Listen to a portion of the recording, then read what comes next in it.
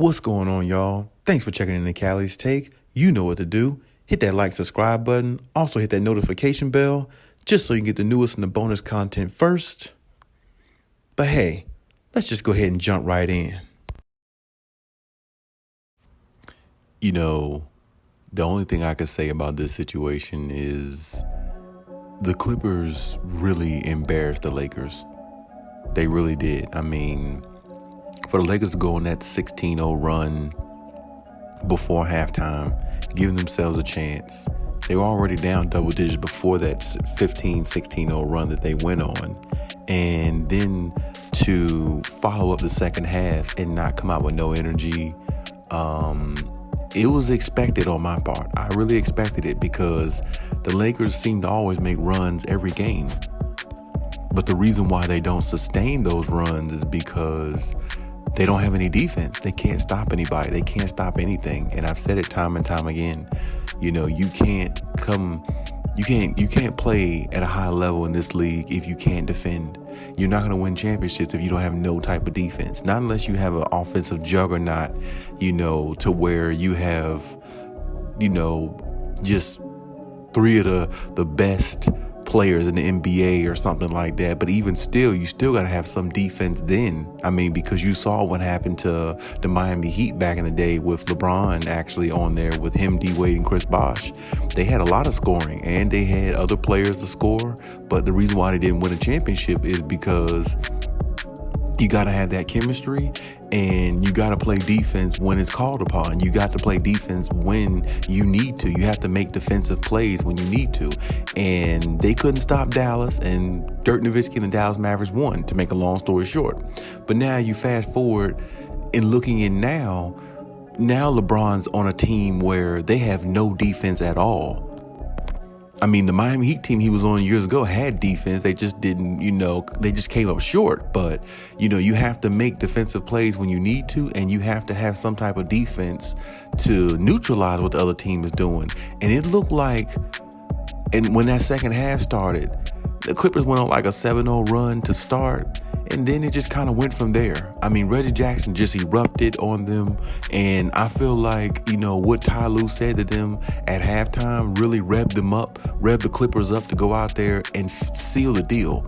Now the Clippers have beat the Lakers 4 straight times in one season, which I can't remember the last time that's ever happened, if it's ever happened. And now the Lakers look like they've just really hit rock bottom. And I mean, not hit rock bottom in regards to just because they lost to the Clippers, because the Clippers are a good team, but hit rock bottom in regards to you have not won a game since you've been out of the All-Star break. Since the All-Star break, they are 0-5, I believe.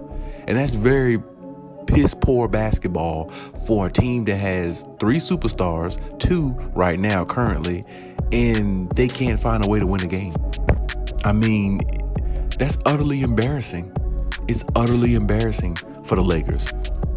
And for the Clippers, definitely, big shout out to them for doing what they did. I mean, they had contributions from everywhere, if you ask me. I mean, we know Reggie Jackson had the 36 points and the monster game, nearly had a triple-double. But, they had Robert Covington gave him double digits. Luke Kennard definitely gave him double digits. Isaiah Hartenstein, double digits. Marcus Morris, double digits. Zubac, I mean, he might be the unsung hero of the game. I mean, he had 19 and 9. I mean, with a couple of blocks. Zubac has been playing very good lately. We got to give Zubac some credit. Big Zoo is definitely, starting to look. It looks like he's starting to really understand what they need of him. And that's definitely what's going to be, crucial for their success going forward. They're really going to need Zubac to keep playing the way he's playing, especially if they get into the playoffs. They're definitely going to need him to do that because, he's their anchor defensively, along with Hartenstein. Those are the 2 guys they depend on, and if their big men can give them production like that, I mean, they're going to be a really tough out even without Kawhi Leonard and PG. Because if Zubac can give you, I'd say, what do you have, 19 and 9 last night?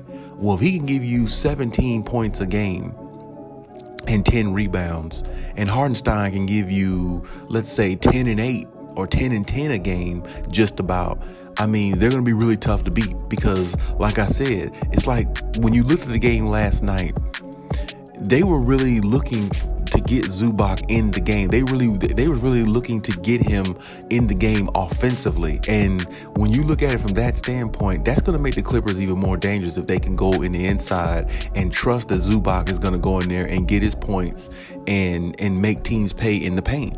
Because now it allows Reggie Jackson and those other shooters to be more free because they're getting scoring inside the paint. Whereas before, a lot of opponents that play the Clippers wasn't expecting Zubac to do anything. If they're going to implement this new system and getting, scoring from the paint, to allow the shooters to open up more, then that's going to be very, very good for their future. And I definitely see Ty Lue starting to implement that even more because now it's time to get Zubac out there and start trusting him offensively and put him in position to score more because it's going to make their offense a lot better if they can get that type of contribution, at least until they get Kawhi and PG back. But the point is, the Clippers erupted in that third quarter. They scored 40 points and the Lakers only scored 18. And that was the difference of the game right there. When you get 40 points in a quarter and the other team doesn't score over 20, you really can bust the game wide open. And that's what the Clippers did. And Reggie Jackson really just sealed the deal for them. I mean, he kept hitting shot after shot. Couldn't nobody guard him. I mean, he was just in his bag all night. And, for the Lakers, LeBron did his thing, but it's just not enough. And I said before, the Lakers are a mess and they're not going to get better anytime soon. And the way they're going right now, they might even miss the play-in tournament. But of course, Clippers Nation don't care. Clippers Nation is riding high right now. I mean, it's all smiles in Clippers Nation. I mean, you're looking at a team that's 3 games over 500 without 2 of their superstars, and they're only 2 games behind the Denver Nuggets to get the 6th seed. I mean, and they definitely have an opportunity to do it because the Clippers have definitely, won, they're on a 5-game winning streak, I believe, but they definitely have a favorable schedule the next 4 or 5 games as well. So if the Denver Nuggets happen to slip, I mean, the Clippers could find their way into the 6th seed and work their way up that way, hopefully pending with Kawhi and PG coming back. They were just giving some updates on both of them last night and just speaking that both of them are looking very good, looking really sharp. And hopefully that's a true notion because the way this team is playing and the way this team looks like they're built, it looks like they're actually built to win a championship now. And I already knew that, but I feel like the rest of the NBA world saw it last night. Even though Kawhi and PG wasn't on the floor, you saw as an NBA fan, if you watched this game, whether you're a Clippers fan or a Lakers fan, whatever fan you are, if you watched this game, you saw that this team could win a championship. No doubt about it. I mean, if they can go out there and play like that and get that type of contribution from several different players, remember, they don't have Kawhi, they don't have PG, and they don't have Norman Powell. Those 3 guys are going to make a huge difference on this team, of course. We know Kawhi and PG will, but that Norman Powell, that was a huge pickup by the Clippers, along with Robert Covington too. That dude can really defend as well. So with those 2 players, with Robert Covington and Norman Powell added to Kawhi Leonard and Paul George, along with the players they have in Reggie Jackson, Morris, Mann, shout out Luke Kennard always. That dude is nice with that 3. And, the way Zubac is starting to play, if they can keep, getting him more confidence on the offensive end so he can be more of a defensive, just defensive juggernaut as well. I mean, who's going to beat this team? Who can beat this team in a 7-game series if they're 100% healthy? I mean, I would like to see that because teams that had trouble beating this team last year when Kawhi Leonard went down and PG was there by itself, and when their back was against the wall against Dallas, they found a way to get out of that series. So now that you add a Norman Powell and a Robert Covington, 2 guys who can defend and knock down big threes, you're talking about hella defense this team is going to have. I mean, they're already a good defensive team now. You add Kawhi, PG, and Norman Powell, the defense goes up even more. So, I mean, man, this team is really locked and loaded. This team is really dangerous. And, for the NBA world who didn't see it, they definitely saw it last night. And the Clippers definitely put everybody on notice that, hey, when we get healthy, it's hell to pay for every other team in the NBA. You can sit here and talk about the Nets. You can talk about the Philadelphia 76ers. You can talk about the Lakers, whoever you want to talk about. But the Clippers are the team that's on the rise. And I'm telling you, if they get this team healthy, and I really hope they do, because I really would like to see them try to take the distance, this year instead of trying to wait till next year, because a whole lot can happen next year. Other teams can make trades, and there could be a lot of things that goes, that transpires in an off season. But I'm telling you, if they could find a way to get healthy this year, I think they could win the championship. And I mean, the Warriors are good, the Suns are good, but I don't think they have nothing for this team. Especially, I really don't. Especially when your third best scorer can go off like that. Reggie Jackson's their third best scorer right now. Between him, you can throw Marcus Morris in there, and whoever you want to be the third best scorer if Kawhi and PG's on the floor. But if your third best scorer can give you 36, 8, and 9, that's pretty damn good. That tells you that you have somebody on offense that can go out there and erupt at any time, and he's the third best player on the team. And Marcus Morris can definitely have a big game. He definitely hit some big shots too, especially when they went on that run in the second half.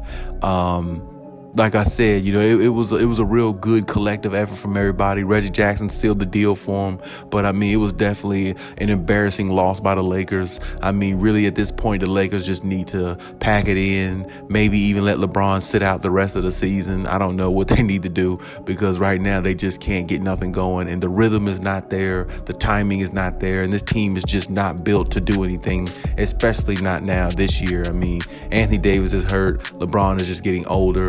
Every time we look at him get on the court, and he just can't put a team on his back no more. And Russell Westbrook is just stuck in the middle, and that's just the way it is. And really, the Clippers just exploited that, and they just made them look like fools out there. Honestly, it was great to see for Clippers Nation. But even in last night's game, they were talking about the Clippers fans almost felt sorry for the Lakers. Because, and I don't know how true that is, of course. I don't really know if the Clippers fans felt sorry for them, but I'm going to say this, for the Clippers to be up by 30 points, 30 points at one point in that game, when it was like a 2 or 3 point game at halftime, that was utterly embarrassing. And I have never seen a Lakers team come out there look like that. I've never seen a Lakers team look that bad. And you lost to the Clippers 3-4 straight times, not even healthy. That is very, very embarrassing for the Lakers. But at the same time, hey, this is what it's all about. The Clippers run LA right now, and that's just the way it is. And really, when you look at the Lakers situation, it just doesn't look like it's going to get better anytime soon. Because if LeBron doesn't come back next season, where are they going to be then? They're going to be a worse team than what they are now without him being there. So, hey, shout out to the Clippers though. They made all the right plays. Reggie definitely made all the big shots, and they definitely got contributions from several players. I think they had, 6 players, I think, in double figures. You definitely can't, you definitely can't beat that. That's going to be tough, especially when one of the players is, damn near scored 40 points in Reggie Jackson. So, definitely a big win for the Clippers. They complete the season sweep. I know the Lakers hate that, but hey, you got to deal with it. But hey, that's my take on everything. Leave any comments in the comment section as always. And hey, Khaliis out.